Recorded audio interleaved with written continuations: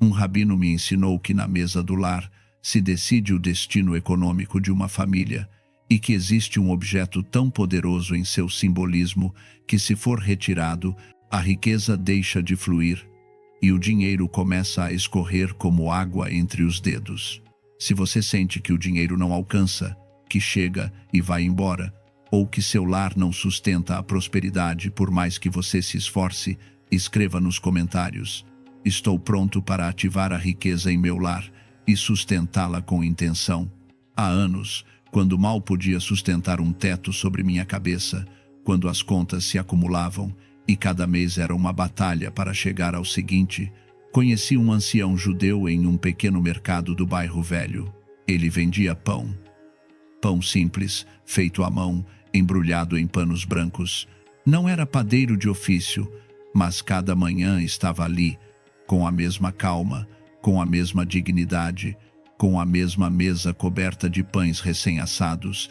Eu passava em frente ao seu posto cada dia, com a cabeça baixa, com o peso da escassez pendurado em meus ombros como uma capa invisível. Um dia me detive. Não porque tivesse dinheiro para comprar, mas porque algo em seu olhar me deteve. Ele me perguntou se eu estava bem. Disse-lhe que não entendia porque, por mais que trabalhasse, o dinheiro nunca ficava, que sentia que minha vida era um recipiente quebrado por onde tudo escapava. Ele sorriu, não com pena, com conhecimento. Disse-me: venha amanhã cedo, quero mostrar-lhe algo. E fui. Cheguei antes do amanhecer.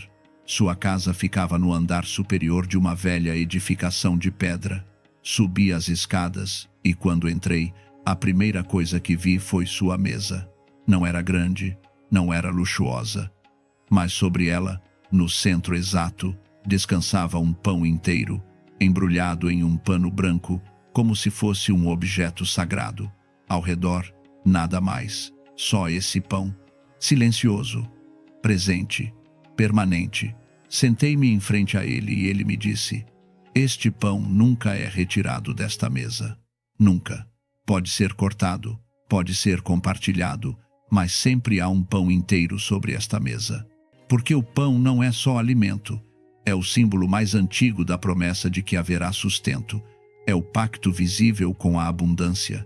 Se não há pão sobre a mesa, você está dizendo ao universo que não espera nada, que já se resignou à escassez. Mas se está ali, se você o mantém ali com intenção, com respeito, com constância, está declarando que em seu lar sempre haverá. Perguntei-lhe se isso realmente funcionava. Olhou-me fixamente e disse-me: funciona. Se você entende o que está fazendo, isto não é magia, é ordem, é memória ancestral, é um ato consciente de preparar seu lar para receber. E se você não prepara seu lar, como vai chegar o que você busca? Essa conversa me partiu por dentro. Porque eu tinha passado anos esperando que algo mudasse, mas minha mesa estava vazia, ou pior, estava cheia de faturas, de papéis que me lembravam o que eu não tinha, de restos de comidas frias, de objetos sem sentido acumulados sem intenção. Minha mesa não era um lugar de abundância, era um altar de preocupação, um lembrete constante de minha luta. E sem me dar conta, cada vez que me sentava em frente a ela, estava reforçando essa narrativa. Estava dizendo a mim mesmo, uma e outra vez, que a escassez era minha realidade. O rabino me explicou que na tradição antiga, a mesa do lar não era um móvel qualquer. Era o centro energético da casa. O lugar onde a família se reunia, onde se compartilhava o pão, onde se tomavam decisões, onde se celebrava a vida. E por isso, o que se colocava sobre essa mesa não era um detalhe decorativo. Era uma declaração, uma intenção visível, um pacto com o fluxo da vida. Disse-me: se sua mesa está desordenada, sua economia estará desordenada. Se sua mesa está vazia, sua vida sentirá esse vazio. Se sua mesa está cheia de preocupações, as preocupações se multiplicarão. Mas se sua mesa tem um pão inteiro, embrulhado com cuidado, colocado com respeito, você está dizendo: aqui sempre haverá. E essa declaração não é uma súplica, é uma certeza. Voltei para minha casa naquele dia com um pão. Embrulhei-o em um pano branco limpo, coloquei-o no centro de minha mesa. E pela primeira vez em anos, minha mesa deixou de ser um depósito de desordem e se converteu em algo mais. Em um lembrete, em uma promessa. No início não aconteceu nada, ou pelo menos foi o que acreditei. Mas com o tempo comecei a notar coisas pequenas. Um trabalho que tinha estado esperando chegou. Um pagamento atrasado apareceu. Uma oportunidade que não tinha buscado bateu à minha porta. Não foram milagres. Foram movimentos, fluxo, como se algo que tinha estado travado finalmente começasse a se mover. E o mais estranho, minha relação com o dinheiro mudou.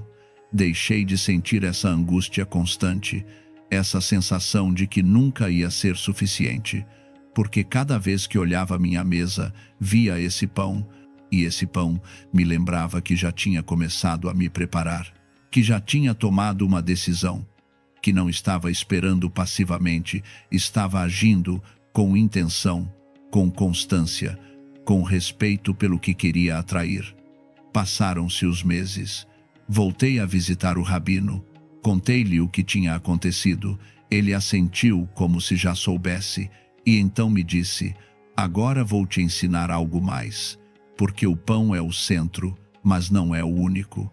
Há outros elementos que devem acompanhá-lo, elementos que reforçam essa intenção, que completam o círculo, que fazem com que sua mesa se converta em um verdadeiro canal de prosperidade.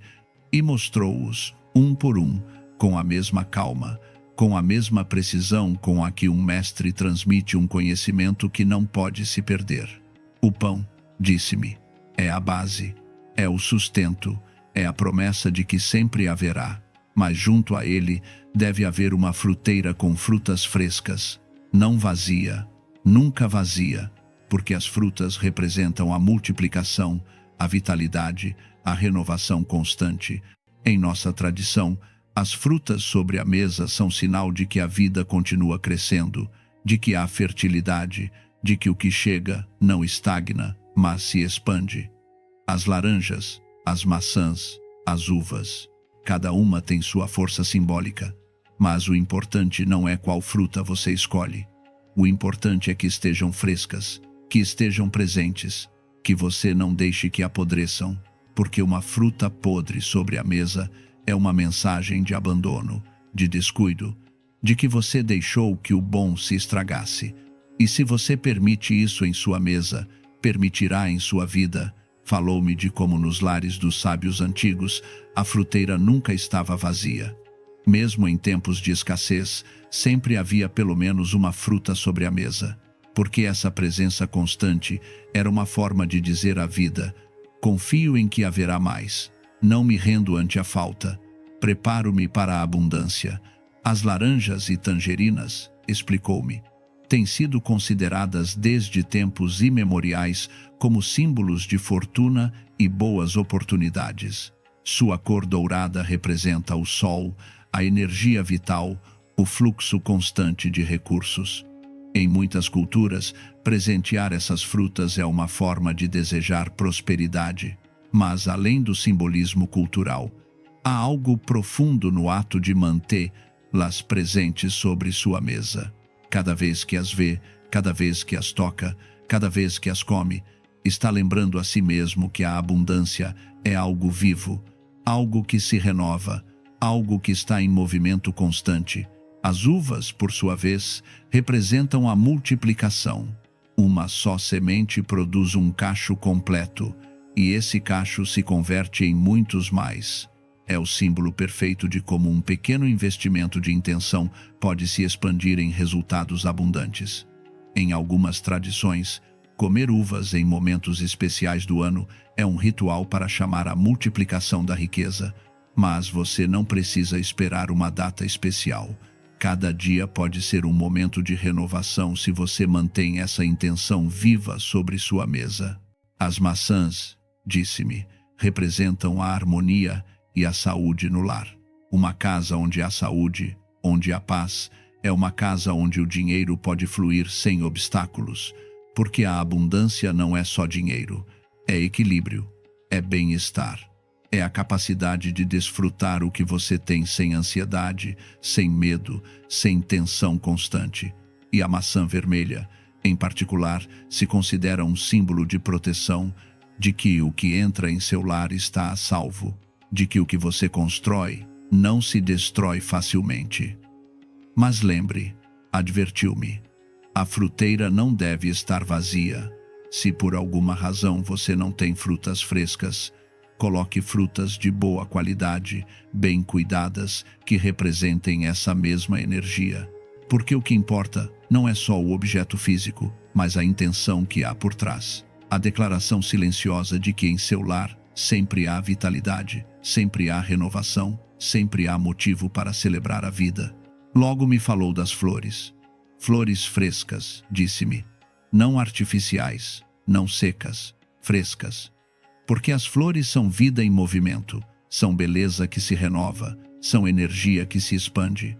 E quando você coloca flores frescas sobre sua mesa, está dizendo: aqui há alegria, aqui há celebração, aqui há espaço para o belo. E a abundância não chega a lugares tristes, não chega a lugares abandonados, chega onde há vida, onde há intenção de receber com gratidão. Contou-me que nos lares dos mestres antigos, as flores sobre a mesa não eram um luxo, eram uma necessidade espiritual. Porque viver rodeado de beleza transforma a percepção interna, transforma a forma como você se relaciona com sua própria vida. Se seu ambiente é cinza, apagado, sem vida, sua mente se habitua à escassez. Mas se cada dia você vê flores frescas sobre sua mesa, sua mente se habitua à renovação, à alegria, à abundância que se manifesta em formas simples mas profundas. As flores amarelas, explicou-me, estão associadas com a riqueza e o sucesso financeiro. Sua cor brilhante atrai a atenção, desperta a energia, ativa o movimento interno necessário para tomar decisões e agir com clareza. Em muitas culturas antigas, o amarelo era a cor da nobreza, daqueles que tinham acesso a recursos, conhecimento e poder. Não por casualidade. O amarelo é a cor do sol, da luz, da clareza mental. E quando você coloca flores amarelas sobre sua mesa, está convidando essa clareza à sua vida financeira. As flores vermelhas, por outro lado, potencializam a energia do crescimento e a força de vontade. São utilizadas em rituais antigos para ativar o sucesso em negócios e projetos, porque o vermelho é a cor da ação, do fogo interno, da determinação. E quando você precisa de impulso, quando precisa de coragem para tomar uma decisão importante, ter flores vermelhas sobre sua mesa, lembra que você tem essa força dentro de si. As flores brancas simbolizam pureza e proteção contra energias negativas. Em muitas culturas, acredita-se que colocar flores brancas no lar ajuda a elevar a vibração do espaço, a atrair paz, a manter afastadas as influências densas que podem bloquear a prosperidade. Mas cuidado, advertiu-me com seriedade. As flores secas ou murchas devem ser retiradas de imediato. Não as deixe sobre a mesa nem um dia mais depois que começarem a perder vida. Porque as flores mortas representam energia estagnada, representam o fim de um ciclo sem renovação. E se você permite que o morto permaneça sobre sua mesa, está permitindo que o estagnado permaneça em sua vida. Troque as flores cada semana. Observe-as, cuide delas, e quando for momento de retirá-las, faça-o com gratidão.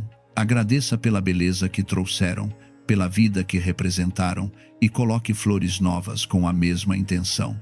Este simples ato de renovação constante treina você para soltar o que já cumpriu seu ciclo e abrir-se ao novo. E essa é uma das chaves mais importantes da abundância: saber soltar para poder receber.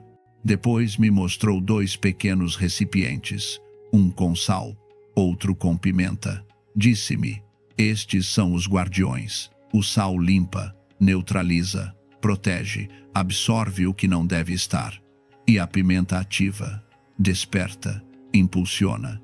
Juntas criam um equilíbrio, um campo de proteção e movimento. O sal é um dos elementos mais antigos utilizados em práticas de purificação. Em múltiplas tradições ao redor do mundo, o sal tem sido considerado um purificador energético, um neutralizador de influências negativas, um protetor de espaços sagrados.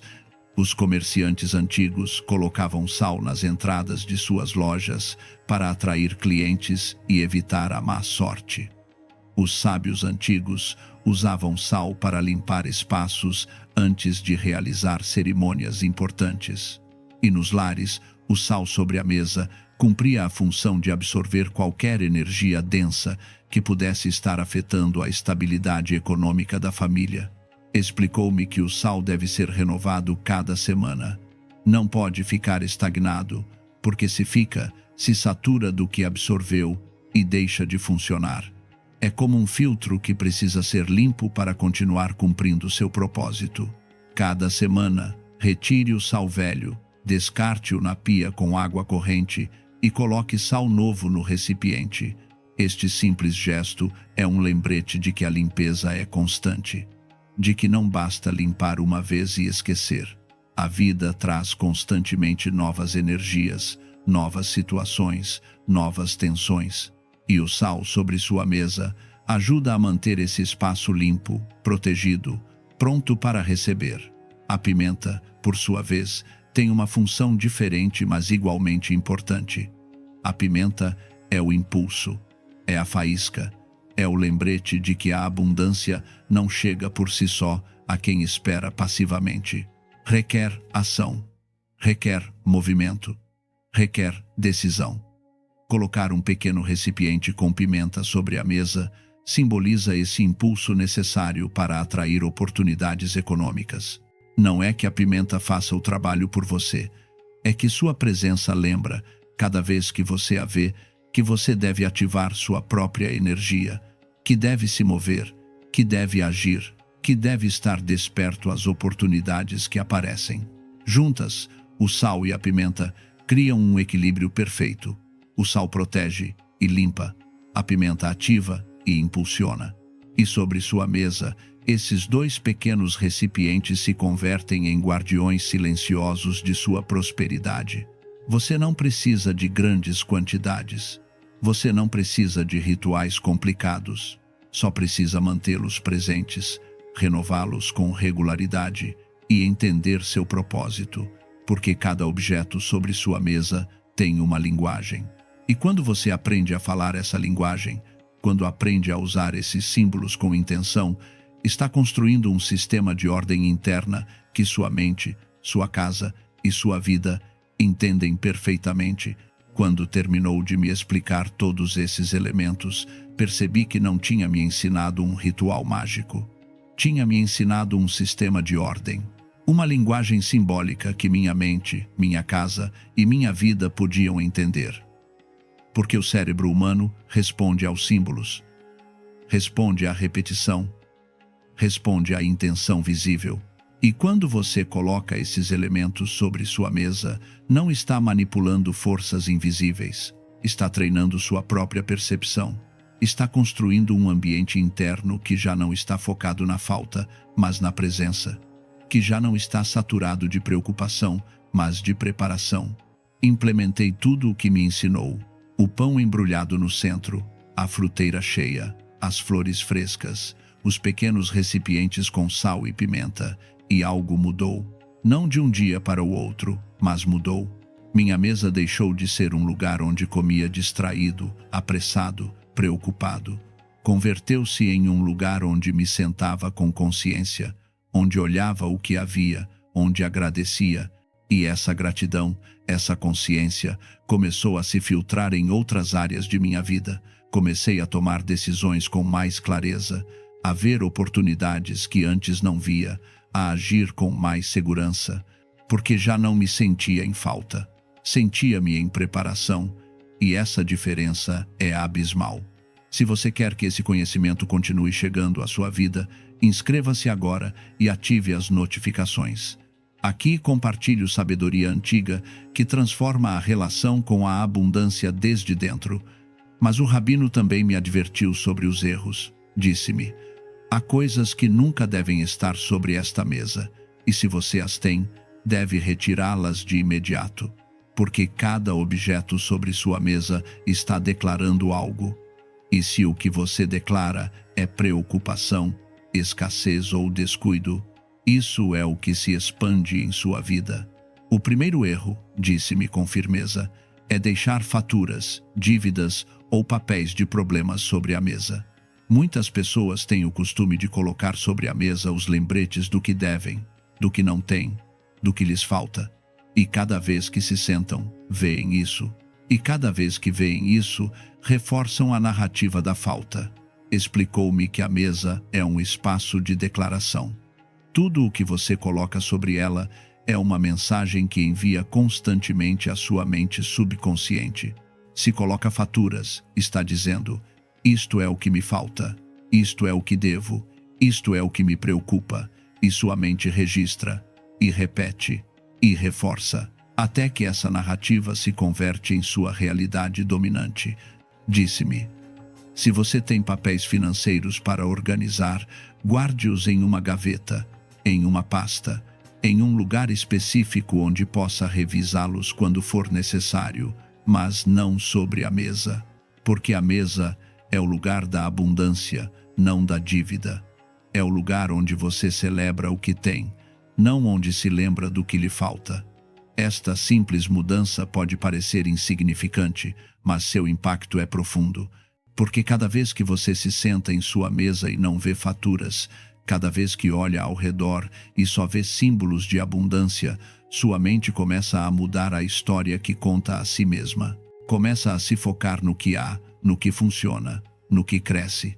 E essa nova narrativa se filtra em suas decisões, em seu estado emocional, em sua capacidade de atrair e sustentar a prosperidade. O segundo erro é a desordem. Uma mesa cheia de objetos sem sentido, de chaves, de carteiras, de bolsas, de coisas acumuladas sem intenção, é uma mesa que não tem clareza. E se sua mesa não tem clareza, sua economia também não a terá. Explicou-me que a desordem não é só um problema estético, é um problema de fluxo. Quando há desordem, a energia não pode se mover livremente. Trava, dispersa-se, confunde-se, e o mesmo acontece com o dinheiro. Se sua mesa está desordenada, se não há uma ordem clara, se cada dia se acumulam coisas novas sem propósito, sua economia refletirá esse mesmo padrão. Ingressos que chegam e se dispersam sem saber para onde vão. Gastos que aparecem sem controle. Uma sensação constante de que nunca alcança, de que sempre falta algo, de que não há clareza sobre quanto você tem nem para onde vai seu dinheiro. Mantenha sua mesa despejada, disse-me com firmeza. Que cada objeto que esteja sobre ela tenha um propósito claro, que contribua à intenção de abundância. Se não tem uma razão para estar ali, se não reforça a energia que você quer cultivar, retire-o. Crie o hábito de limpar sua mesa cada noite antes de dormir. Retire o que se acumulou durante o dia. Deixe só os elementos essenciais: o pão, as frutas, as flores, o sal, a pimenta. E quando despertar cada manhã, verá uma mesa ordenada, uma mesa que declara clareza, uma mesa que lembra que sua vida tem ordem, intenção e direção. E essa simples imagem, repetida dia após dia, transforma sua relação com o dinheiro de formas que você nem sequer pode imaginar no início. O terceiro erro é não usar a mesa. Ter uma mesa impecável, mas que nunca é usada, onde nunca há reunião, onde nunca se compartilha, é uma mesa morta. E o morto não atrai. A mesa deve ter vida. Deve ser o lugar onde a família se reúne, onde se conversa, onde se compartilha o alimento, porque a abundância não é só dinheiro, é conexão, é presença, é vida compartilhada. Contou-me que nos lares antigos, a mesa era o coração da casa, não só porque ali se comia, mas porque ali se tomavam decisões, contavam-se histórias, transmitiam-se ensinamentos, celebravam-se conquistas, consolavam-se penas. A mesa era o lugar onde a vida familiar ocorria, e por isso sua energia era potente, porque estava cheia de vida, de movimento, de intenção constante.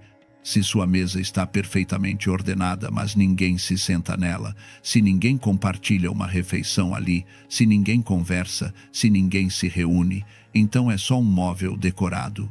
Não é um centro de vida. E a abundância precisa de vida para se manifestar. Assim que use sua mesa, sente-se ali cada dia. Coma ali com consciência, sem distrações, sem pressa. Reúna sua família ou seus amigos. Compartilhe, converse, ria, chore se for necessário, mas dê vida a esse espaço.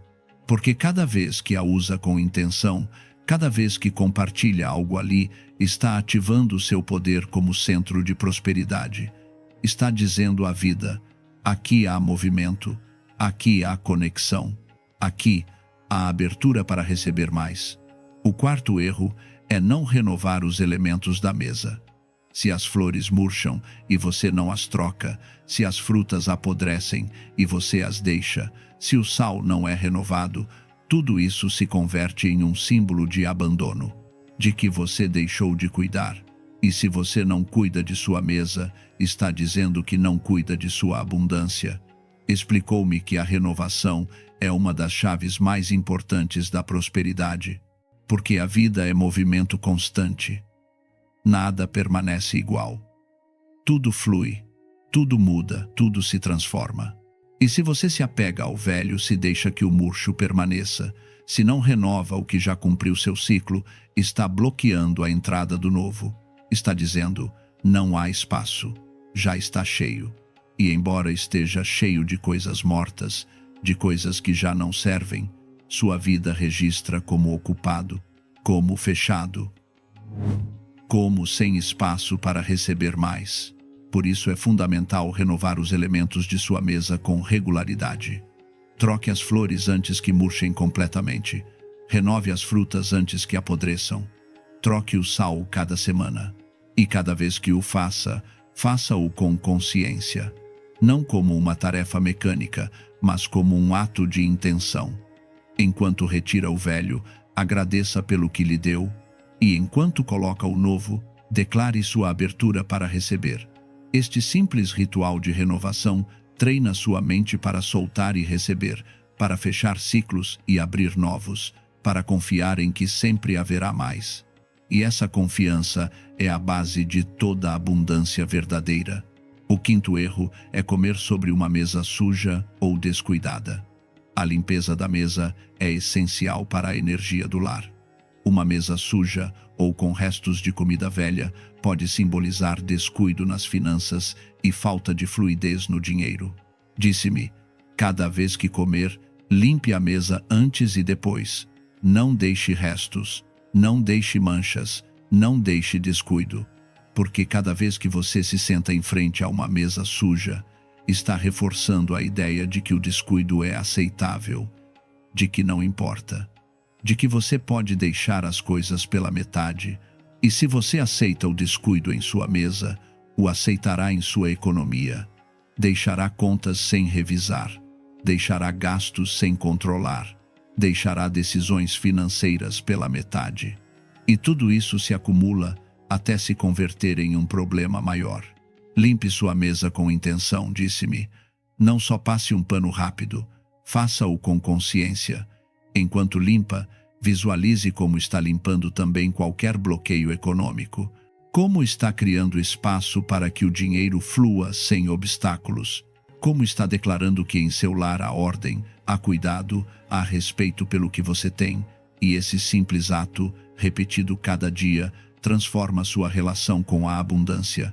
Porque treina você para cuidar, para respeitar, para manter em ordem. E essas qualidades são essenciais para sustentar a riqueza quando chega, porque não basta atrair dinheiro, é preciso saber sustentá-lo. E se sustenta com o mesmo cuidado, a mesma intenção e o mesmo respeito com que você cuida de sua mesa cada dia. Quando comecei a corrigir esses erros, quando comecei a cuidar de minha mesa como se fosse um espaço sagrado, não por religião, mas por respeito, Algo profundo se moveu em mim, porque cada vez que limpava minha mesa, estava limpando minha mente. Cada vez que renovava as flores, estava renovando minha intenção. Cada vez que colocava o pão em seu lugar, estava reforçando a promessa de que em minha vida sempre haveria. E essa promessa não era uma mentira, era uma decisão. Era um compromisso comigo mesmo de me preparar para a abundância, em lugar de me resignar à escassez. E essa diferença, essa simples mas profunda diferença de enfoque, mudou tudo. Mas há algo mais que o Rabino me ensinou. Um ritual simples mas poderoso para ativar a mesa como centro de prosperidade. Disse-me: uma vez ao mês, limpe a mesa com água e vinagre branco. O vinagre é um purificador ancestral. Corta o que não deve estar, neutraliza o denso, passe o pano com intenção, visualizando como todo bloqueio se dissolve, como toda energia pesada se retira, como toda preocupação acumulada se limpa. Não o faça com pressa, não o faça como uma tarefa doméstica a mais. Faça-o com a mesma solenidade com que realizaria qualquer ato importante, porque o é. Você está limpando o centro energético de seu lar. Está preparando o espaço onde se decide sua relação com a abundância. Logo, disse-me, coloque um pequeno recipiente com sal marinho no centro da mesa e deixe-o ali durante 24 horas. O sal absorverá qualquer energia pesada, qualquer resíduo invisível de preocupação ou tensão que tenha ficado. Qualquer marca de conversas difíceis, de notícias preocupantes, de momentos de angústia que tenham sido vividos ao redor dessa mesa. O sal tem a capacidade de absorver essas cargas e neutralizar. É um dos purificadores mais antigos e eficazes que existem. E seu uso neste ritual é fundamental para assegurar-se de que sua mesa esteja verdadeiramente limpa, verdadeiramente pronta para funcionar como canal de prosperidade. No dia seguinte, retire esse sal e descarte-o na pia com água corrente, agradecendo pela limpeza. Não o reutilize, não o guarde. Descarte-o, porque já cumpriu sua função, já absorveu o que devia absorver, e agora deve ir embora. Enquanto o descarta, diga em voz alta ou mentalmente: obrigado por limpar este espaço. Obrigado por absorver o que já não nos serve. Agora te libero com gratidão. Este simples gesto de gratidão fecha o ciclo de limpeza e prepara o espaço para o próximo passo, a ativação. Logo, coloque suas mãos sobre a mesa e diga em voz alta: esta mesa é o centro de prosperidade de meu lar. Aqui se compartilha a abundância, a harmonia e a riqueza. Atraio estabilidade e fluxo constante à minha vida. Diga essas palavras com convicção, não como uma fórmula vazia, mas como uma declaração verdadeira, como um compromisso, como uma decisão firme de que assim será, porque as palavras têm poder quando vão acompanhadas de intenção. E sua intenção, expressa em voz alta sobre sua mesa, cria um campo energético novo, uma nova vibração, uma nova realidade que começa a se manifestar desde esse momento. E logo volte a colocar todos os elementos em seu lugar. O pão embrulhado no centro, a fruteira cheia de frutas frescas, as flores recém-cortadas, o pequeno recipiente com sal novo, o recipiente com pimenta. Coloque cada elemento com cuidado, com respeito, com consciência do que representa, e quando terminar, dê um passo atrás. Olhe sua mesa e reconheça que já não é só um móvel, é um centro de poder. É uma declaração visível de sua intenção de viver em abundância. É um lembrete diário de que você está preparado, de que está aberto, de que está pronto para receber. Fiz esse ritual pela primeira vez numa sexta-feira à noite. Limpei minha mesa com água e vinagre, coloquei o sal, esperei. E no dia seguinte, quando retirei esse sal, senti algo diferente no ambiente. Não posso explicá-lo com lógica, mas minha casa se sentiu mais leve, mais aberta. como se algo que tinha estado travado finalmente tivesse se liberado, e nos dias seguintes, as coisas começaram a se mover. Ligações que não esperava, pagamentos que chegaram antes do tempo, oportunidades que apareceram sem buscá-las. Não foi casualidade, foi consequência. Consequência de ter ordenado meu espaço interno, de ter preparado meu lar para receber, de ter declarado, com cada ato, que estava pronto para a abundância. Passaram-se anos desde aquele encontro com o rabino, e até o dia de hoje, minha mesa tem um pão inteiro embrulhado em seu centro. Tem frutas frescas que renovo cada semana. Tem flores que troco quando começam a murchar. Tem sal e pimenta em pequenos recipientes que cuido com regularidade. E cada vez que me sento em frente a ela, sinto que estou em um lugar de abundância. Não porque tenha mais dinheiro que antes, embora tenha, mas porque minha relação com a abundância mudou. Já não a espero como algo que deve chegar desde fora. Reconheço-a como algo que já está aqui, que já começa em minha mesa, em meu lar, em minha intenção diária de cuidar do que tenho, de honrar o que recebo, de me preparar para o que vem. E tenho visto como esse conhecimento transforma a vida de outros. Compartilhei esse ensinamento com amigos, com familiares, com pessoas que estavam passando por momentos difíceis. E uma e outra vez, tenho visto o mesmo padrão. No início há ceticismo, logo há vontade de tentar. E depois há mudanças. Mudanças pequenas no início, mas mudanças reais. Porque quando você ordena seu espaço externo, ordena seu espaço interno. Quando cuida de sua mesa, cuida de sua mente. Quando declara abundância com seus atos cotidianos, a abundância começa a se manifestar em formas que antes você não podia ver. Agora você já sabe, a mesa de seu lar não é só um móvel, é um centro de poder silencioso. É o lugar onde se decide, cada dia, se sua vida está aberta ou fechada à abundância, se está ordenada ou dispersa, se está cheia de intenção ou de abandono. E tudo começa com um objeto simples, um pão que nunca é retirado, que sempre está presente, que sempre lembra que em seu lar sempre haverá. Aplique o que aprendeu hoje, coloque esse pão sobre sua mesa com intenção. Acompanhe-o dos elementos que reforçam a abundância. Corrija os erros que bloqueiam o fluxo. Faça o ritual de limpeza e ativação uma vez ao mês. E observe como, pouco a pouco, sua realidade começa a refletir o que sua mesa declara.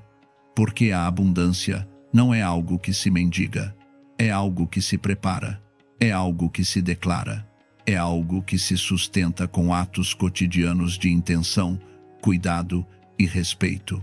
Escreva nos comentários: a abundância flui em meu lar, com intenção e permanece. E se esse conhecimento ressoou em você, compartilhe-o com alguém que precise, porque há muitas pessoas que não sabem que sua mesa pode ser a chave que estavam buscando. Um rabino me ensinou uma forma antiga de devolver toda a má intenção, os ataques silenciosos e a inveja acumulada para quem os enviou, sem necessidade de enfrentá-los diretamente, nem carregar eu com o peso do que nunca me pertenceu. Se sente que há pessoas ao seu redor que te invejam, te desejam o mal ou trabalham contra você, escreva nos comentários: devolvo o mal à sua origem e fecho este ciclo agora. Isto que vou compartilhar com você não é um ato de vingança, nem uma tentativa de fazer mal a ninguém. É um ato de justiça energética.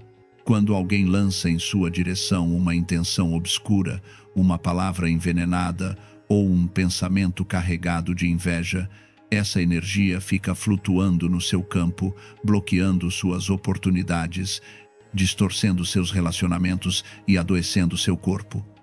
O ritual que hoje aprenderá não ataca, apenas devolve. Retorna o que nunca deveria ter chegado a você e o coloca novamente nas mãos de quem o enviou. Assim, cada um carrega com o que é seu, e você finalmente fica livre. Há anos, Eu vivia num estado de esgotamento que não conseguia explicar. Dormia mal.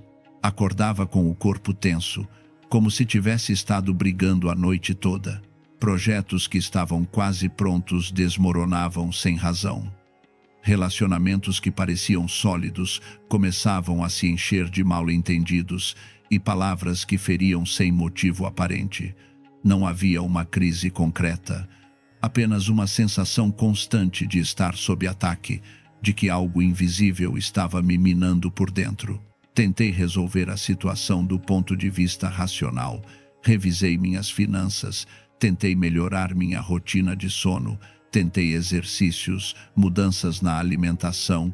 Nada funcionava, porque o problema não estava em mim. O problema vinha de fora. Um dia, conversando com alguém mais velho, uma pessoa de profunda sabedoria, contei o que sentia. Ele me olhou em silêncio e depois me perguntou: com quem você tem compartilhado suas conquistas ultimamente? A quem você tem contado seus planos? Respondi que a várias pessoas, como sempre fazia. Ele negou com a cabeça. Há gente que não consegue suportar ver você bem, me disse, e quando não podem te destruir de frente, fazem isso pela sombra, com uma palavra, com um pensamento, com um olhar carregado, e você, sem saber, carrega isso consigo como se fosse seu. Essas palavras caíram sobre mim como um raio, porque no fundo eu já sabia. Tinha notado os olhares desconfortáveis quando compartilhava uma boa notícia. Tinha sentido o silêncio pesado depois de contar uma conquista. Tinha percebido a tensão disfarçada de sorriso, mas tinha preferido ignorar. Então esse sábio me ensinou algo que mudou tudo. Me ensinou que há uma maneira de fechar essa porta, de devolver o que não me pertence, de cortar o vínculo invisível que me conectava com a intenção dos outros. E me mostrou como fazer isso com algo tão simples, tão cotidiano, tão poderoso, que no início me custou acreditar. Ele me falou do sal. O sal não é um condimento qualquer. Desde tempos imemoriais, o sal tem sido usado como símbolo de pureza, de pacto, de limite. Era colocado nos umbrais para que o obscuro não entrasse. Era oferecido nos altares como sinal de algo inalterável, incorruptível. O sal não apodrece, não se decompõe, não muda.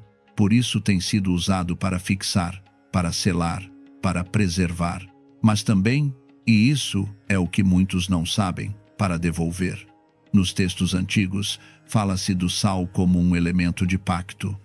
Quando duas pessoas selavam um acordo, faziam isso compartilhando sal. Porque o sal não mente, o sal não trai. O sal é o que é, sem disfarce, sem falsidade. E, por isso mesmo, quando se usa num ato de devolução, o que faz é simples: devolve a verdade. Devolve a intenção tal como foi enviada, sem acrescentar nada, sem tirar nada, apenas devolve. Quando você congela sal, está fazendo algo mais do que esfriar um mineral. Está detendo um ciclo, está fixando uma intenção no tempo e no espaço. Está dizendo à energia que chegou a você sem permissão: aqui você fica, aqui você para, e daqui você volta. O frio não destrói, o frio imobiliza. E nessa imobilização, a energia perde força, para, e depois, quando você a retira do seu espaço, ela vai embora, mas não para qualquer lugar. Volta para quem a emitiu. Este ritual que estou prestes a te ensinar é o mesmo que esse sábio me transmitiu, e desde que o fiz pela primeira vez, tudo mudou. As noites voltaram a ser tranquilas, os projetos voltaram a fluir. As pessoas que antes pareciam semear caos ao meu redor começaram a se afastar sozinhas, sem que eu tivesse que fazer nada. Porque quando você devolve a energia, o vínculo se rompe. E quem te atacava já não tem como se sustentar perto de você. O fascinante deste processo é que não requer que você confronte ninguém. Não precisa dizer a essa pessoa o que sente. Não precisa entrar em discussões nem em brigas. Não precisa se expor nem se arriscar. Simplesmente faz o ritual. E a energia se encarrega do resto. porque a energia sempre busca sua origem, sempre retorna à fonte, e quando você conscientemente dá permissão para que retorne, ela o faz, e o faz com força. Lembro da primeira vez que fiz este ritual. Estava desesperado, sentia que minha vida estava desmoronando e não sabia como deter isso. Segui as instruções do rabino ao pé da letra. Escrevi os nomes das pessoas que sentia que estavam me atacando. Escrevi os sintomas que estava experimentando. Dobrei o papel, cobri com sal, fechei, congelei. E durante os primeiros dias não aconteceu nada visível. Mas algo dentro de mim tinha mudado. Sentia uma espécie de alívio, como se tivesse deixado de carregar um peso que nem sabia que estava carregando. Aos 3 dias, uma das pessoas que tinha escrito no papel me ligou. Era alguém com quem tinha tido conflitos recentes, alguém que sabia que me guardava ressentimento. Ligou para se desculpar, sem que eu dissesse nada, sem que eu lhe reclamasse nada. Simplesmente me ligou e disse que tinha estado pensando em mim, que sentia que as coisas entre nós não estavam bem e que queria resolver.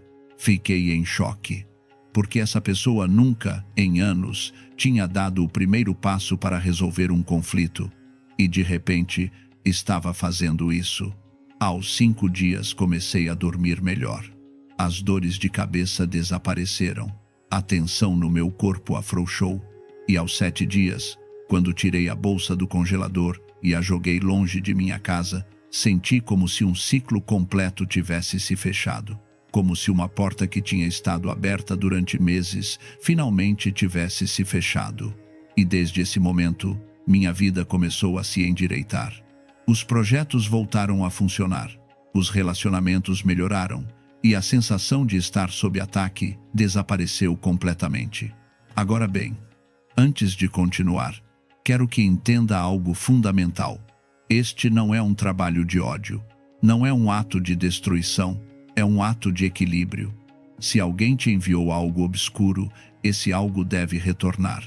Não porque você ordene desde o rancor, mas porque assim funciona a ordem natural das coisas. Cada um colhe o que semeia. E quando alguém semeia veneno, esse veneno deve retornar à sua terra de origem. Não para destruir, mas para que quem o semeou entenda o que fez. E você, enquanto isso, recupera sua paz. Há um princípio antigo que diz que tudo o que você emite retorna, não como castigo, mas como ensinamento. Quando alguém te envia má intenção, essa intenção leva a sua assinatura energética, leva a sua marca. E embora você a receba, embora te afete, continua sendo de quem a enviou, e cedo ou tarde deve retornar. O problema é que muitas vezes nós, sem saber, a retemos, a carregamos, a fazemos nossa, e assim, sem querer, nos convertemos no depósito da escuridão alheia. Este ritual o que faz é abrir a comporta, deixar que flua, deixar que retorne, e assim, te libertar. O rabino me explicou que muitas pessoas vivem toda a sua vida carregando o veneno dos outros. Adoecem, se deprimem, se arruinam e nunca entendem por quê. Porque não sabem que estão carregando algo que não é seu. E não sabem que têm o direito e o dever de devolver.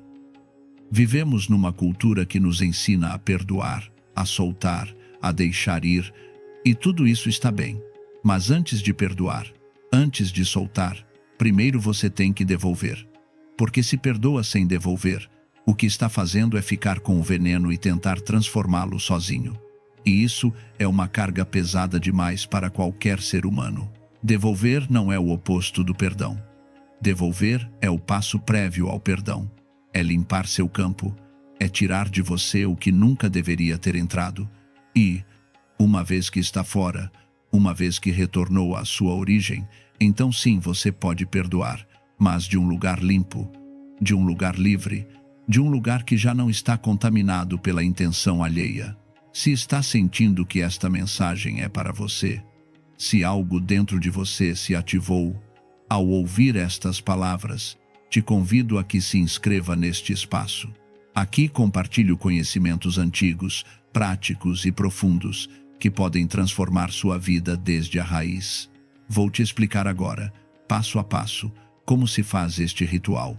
Você vai precisar de muito poucas coisas, mas cada uma tem um peso simbólico enorme. Primeiro, precisa de sal.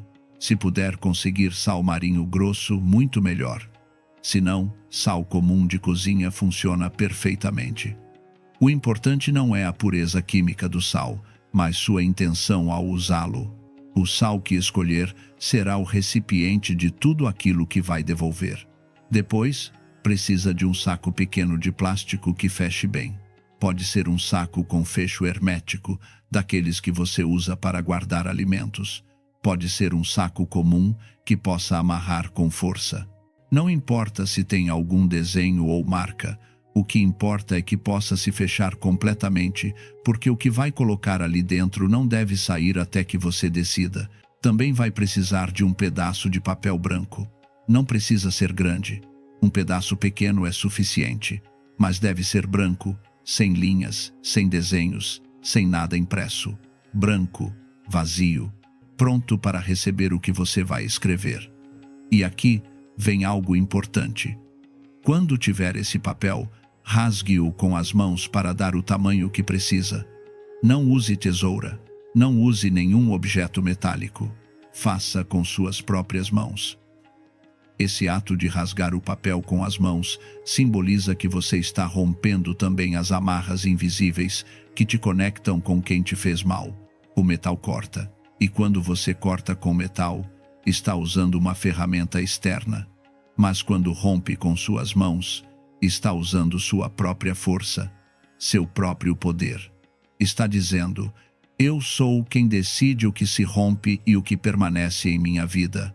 Eu sou quem tem o controle, não um objeto, não uma ferramenta, eu. Por isso é tão importante que rasgue o papel com suas mãos. Porque esse gesto, embora pareça pequeno, é um ato de recuperação de poder. Vai precisar também de uma caneta de tinta preta, não azul, não vermelha, preta. O preto é a cor do fechamento, do final, da conclusão definitiva. Quando você escreve com tinta preta num ritual deste tipo, está marcando um ponto sem retorno. Está dizendo: isto termina aqui, isto não continua, isto se fecha agora. O preto não é a cor da escuridão neste contexto. É a cor da finalização, do limite, da fronteira que não se cruza. Na tradição antiga, o preto sempre foi associado com o fim dos ciclos, não com a morte no sentido destrutivo, mas com a morte como transformação, como o final necessário de algo que já cumpriu seu tempo. Quando usa tinta preta neste ritual, está marcando o final do ciclo de ataque. Está dizendo: isto que me fizeram, isto que me enviaram, isto que carreguei, termina aqui, não vai mais. Não continua. Acabou. E por último, vai precisar de um pouco de água. Pode ser água da torneira. Não precisa ser de nascente nem de nenhum lugar especial. A água que usa todos os dias é suficiente. A água é o elemento que dissolve, que transforma, que leva. E neste ritual, a água vai ajudar a que o sal faça seu trabalho de maneira completa. A água tem uma qualidade muito particular. É o único elemento que pode estar em 3 estados: sólido, líquido e gasoso. E por isso, desde sempre tem sido vista como o elemento da transformação. A água toma a forma do recipiente que a contém. Se adapta, flui, muda. E neste ritual, a água vai permitir que o sal se ative, que se dissolva, que penetre cada canto desse papel, onde você escreveu tudo o que precisa devolver. Agora que tem tudo pronto, procure um lugar tranquilo. Desligue o telefone. Feche a porta. Este não é um momento para interrupções. O que vai fazer requer concentração, requer presença. Não é um ato mecânico, é um ato consciente. E como todo ato consciente, precisa que você esteja completamente presente. Escolha um momento em que se sinta forte. Não faça este ritual quando estiver no pico da raiva, do medo ou do desespero. Espere que essas emoções baixem um pouco. Espere se sentir centrado, porque a intenção com a qual faz o ritual é tão importante quanto o ritual mesmo. Se o faz desde o ódio cego, estará emitindo ódio, e esse ódio também retornará a você. Mas se o faz desde a clareza, desde a justiça, desde o simples desejo de restabelecer a ordem, então a energia que emitir será essa, e essa é a energia que você quer. Pegue o papel branco que rasgou com suas mãos, pegue a caneta preta, e agora escreva. Escreva os nomes das pessoas que sente que têm te feito mal. Não importa se tem provas. Não importa se eles sabem ou não sabem. Se você sente que alguém te enviou energia obscura, escreva seu nome. Se não conhece o nome completo, escreva como o identifica. O vizinho do andar de cima. A colega de trabalho que sempre me critica. O familiar que não suporta me ver bem. O importante é que quando leia essa descrição, a imagem dessa pessoa venha clara à sua mente. Mas não escreva apenas nomes, escreva também situações, escreva os sintomas. Se tem sentido dores de cabeça constantes, escreva.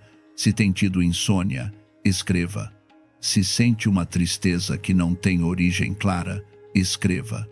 Se tem tido problemas econômicos inexplicáveis, escreva. Tudo o que sinta que está bloqueado, tudo o que sinta que está doente, tudo o que sinta que está atacado, ponha nesse papel. Porque tudo isso que escreve não é seu. É algo que carregou sem se dar conta e agora vai devolver. Se sente ansiedade, escreva. Se sente medo sem motivo aparente, escreva. Se há conflitos em seu lar que antes não existiam, escreva. Se sente que o dinheiro escapa de suas mãos sem explicação, escreva. Se há projetos que caem uma e outra vez justo quando estão para se concretizar, escreva. Tudo o que sinta que não flui, que não fecha, que não avança, ponha nesse papel. Porque muitas vezes o que nos bloqueia não é nossa incapacidade, é a intenção de alguém mais que consciente ou inconscientemente está trabalhando contra nós. Se notou que as pessoas se afastam de você sem razão, escreva. Se sente que sua reputação está sendo atacada, que falam mal de você pelas costas, que inventam coisas sobre você, escreva. Se sente que seus relacionamentos amorosos se sabotam justo quando começam a funcionar, escreva.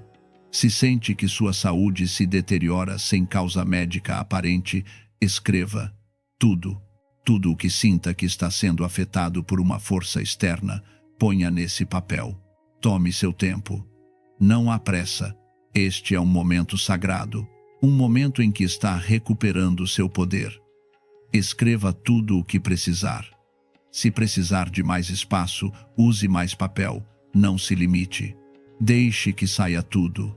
Deixe que cada coisa que tem estado carregando encontre seu lugar nesse papel.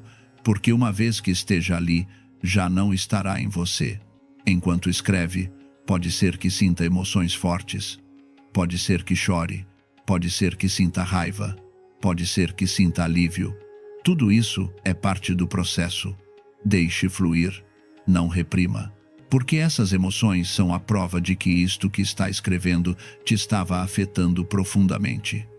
E agora, ao tirá-lo, ao colocá-lo no papel, está começando a se libertar. Quando terminar de escrever, olhe esse papel. Observe tudo o que pôs ali e respire fundo. Porque tudo isso que está escrito já não vai estar mais no seu corpo, na sua mente, na sua energia. Agora vai dobrá-lo. Vai dobrar o papel 3 vezes, mas não para dentro, para fora. Como se estivesse afastando de você. Cada vez que dobra, visualize como todo esse mal se concentra nesse pequeno papel. Como se comprime. Como se torna pequeno, manejável, controlável. Primeira dobra, segunda dobra, terceira dobra. O número 3 tem um significado profundo em muitas tradições antigas.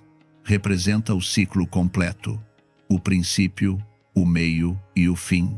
Representa também os 3 níveis da existência: o físico, o emocional e o espiritual.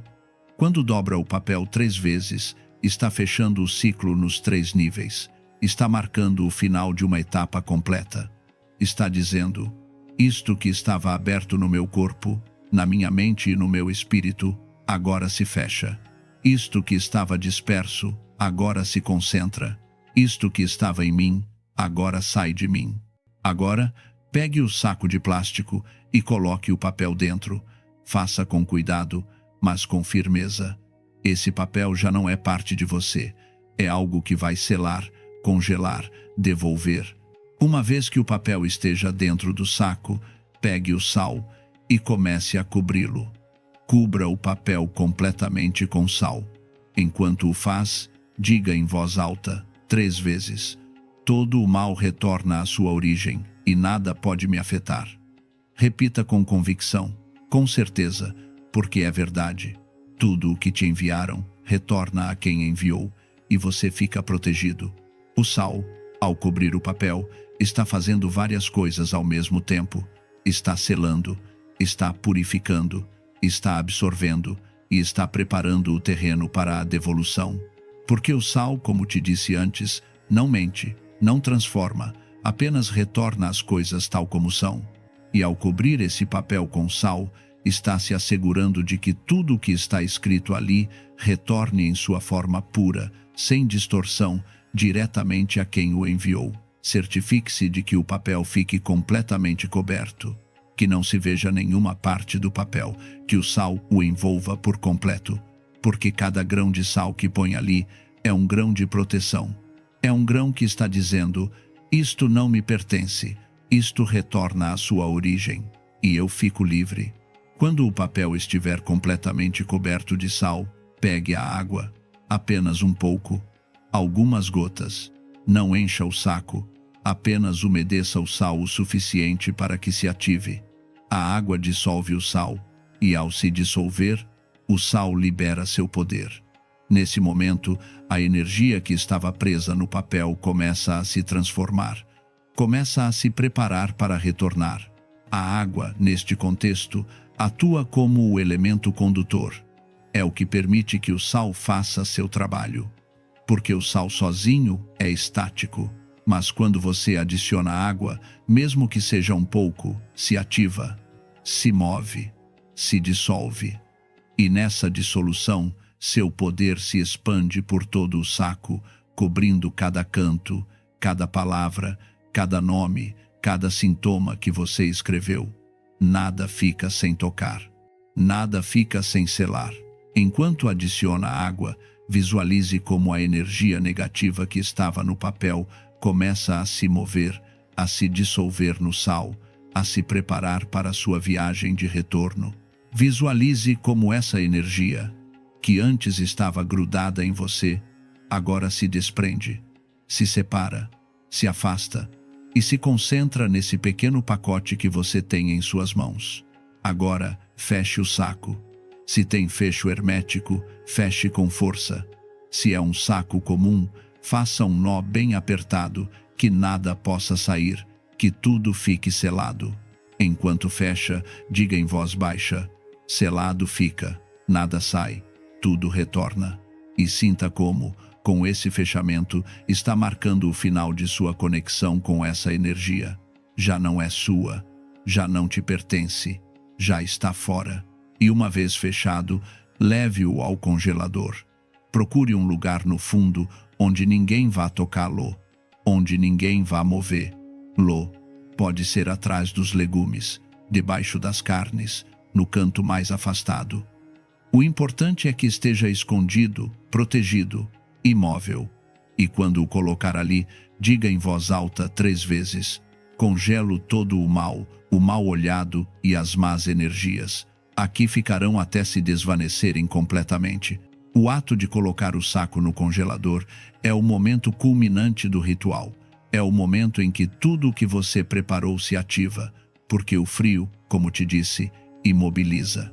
E ao imobilizar essa energia negativa, a detém, a paralisa. E ao estar paralisada, não pode continuar te afetando, não pode continuar se movendo em sua direção, não pode continuar te bloqueando. está congelada, está detida, está neutralizada. Feche o congelador. E esqueça esse saco durante 7 dias.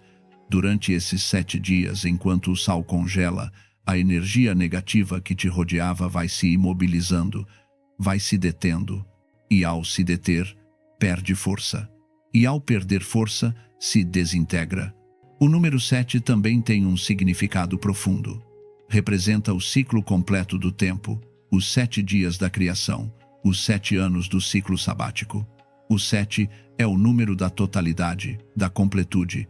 Ao deixar o saco congelado durante 7 dias, está dando tempo ao ritual para que faça seu trabalho completo. Não apresse este processo. Não tire o saco antes do tempo. Deixe-o ali. Deixe que o frio faça seu trabalho. Deixe que o sal faça seu trabalho. Deixe que o tempo faça seu trabalho. Durante esses 7 dias, trate de não pensar no saco. Trate de não estar revisando o congelador a cada 2 horas. Confie no processo. Confie que o que fez está funcionando. Confie que a energia está sendo devolvida e siga com sua vida. Faça suas atividades normais.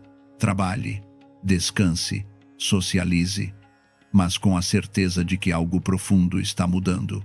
Agora bem, enquanto esses 7 dias transcorrem, vai começar a notar mudanças. Algumas serão sutis, outras serão evidentes. Pode ser que de repente uma pessoa que antes te procurava constantemente deixe de fazê-lo. Pode ser que um problema que parecia impossível de resolver comece a afrouxar. Pode ser que comece a dormir melhor, que acorde com mais energia, que sinta que o ar ao seu redor está mais leve. Tudo isso é sinal de que o ritual está funcionando.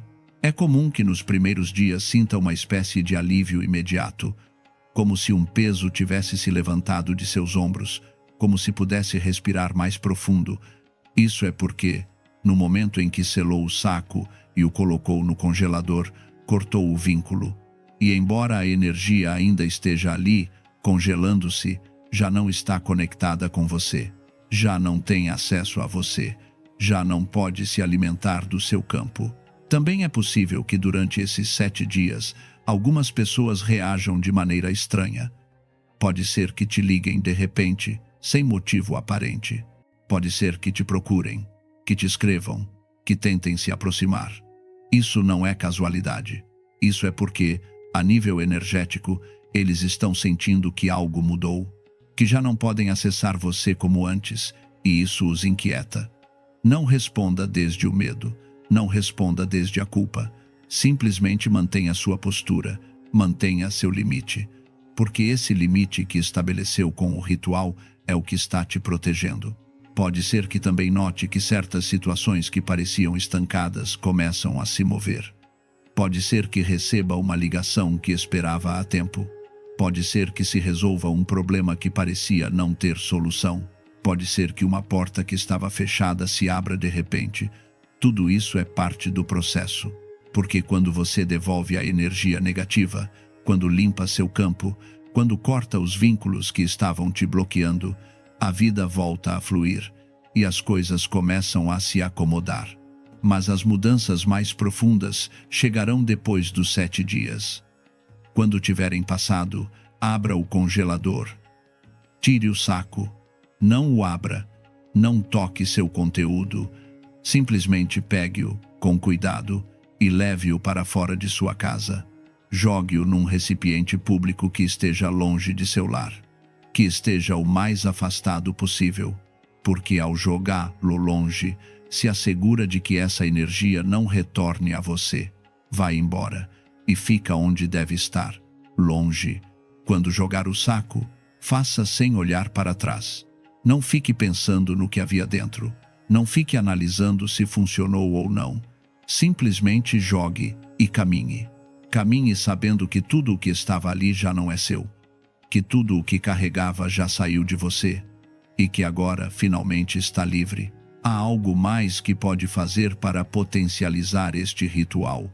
Cada vez que sentir que a energia negativa está tentando se aproximar de novo, cada vez que sentir que alguém está falando de você, pensando em você com má intenção, Vá ao congelador, abra a porta e olhe esse saco. Sinta-o ali, congelado, imóvel, sem poder. Esse simples ato te recordará que você tem o controle, que nada do que te enviarem pode te tocar, porque já devolveu, porque já selou, porque já congelou. Este gesto de abrir o congelador e olhar o saco não é apenas simbólico, é uma reprogramação de sua mente. É uma maneira de recordar ao seu subconsciente que está protegido, que tomou ação, que não é uma vítima, que é alguém que sabe se defender, que sabe colocar limites, que sabe devolver o que não lhe pertence. E cada vez que faz isso, seu campo energético se fortalece, sua confiança cresce e sua capacidade de repelir ataques futuros aumenta. Este ritual não é magia vazia, não é superstição sem fundamento, é um ato de ordem, um ato de justiça, um ato de recuperação de seu poder pessoal. Porque ninguém, absolutamente ninguém, tem direito de te enviar energia obscura. E se alguém o faz, você tem todo o direito de devolver. Lá, não desde o ódio, não desde a vingança, mas desde a certeza de que cada um deve carregar com o que emite, e você só carrega com o que é seu. O que faz com que este ritual seja tão poderoso não é apenas o ato físico de congelar sal, é a intenção que coloca por trás, é a clareza com a qual define o que quer devolver, é a firmeza com a qual estabelece seus limites, é a consciência com a qual executa cada passo. Por isso, é tão importante que o faça quando se sentir forte, quando se sentir centrado, quando se sentir em seu poder. Porque se o faz desde o medo, desde o desespero, desde a raiva cega, a energia que emitir será essa, e essa energia também retornará a você. Faça desde a calma, desde a certeza, desde a paz de saber que está fazendo o correto, que está recuperando o que é seu, que está devolvendo o que nunca deveria ter chegado a você. E quando o fizer desse lugar, o ritual terá uma força que nada poderá deter. Este conhecimento que estou compartilhando com você hoje não é novo, é antigo, muito antigo. Foi transmitido de geração em geração, de mestre a estudante, em círculos pequenos, discretos, onde se entende que o poder não está nas palavras mágicas nem nos objetos raros, mas na intenção clara e na ação consciente. E agora, esse conhecimento está em suas mãos. Use-o bem, use-o com respeito, use-o quando precisar. E compartilhe com quem você sabe que também precisa. Porque quando ajuda outros a se libertarem, você também se liberta.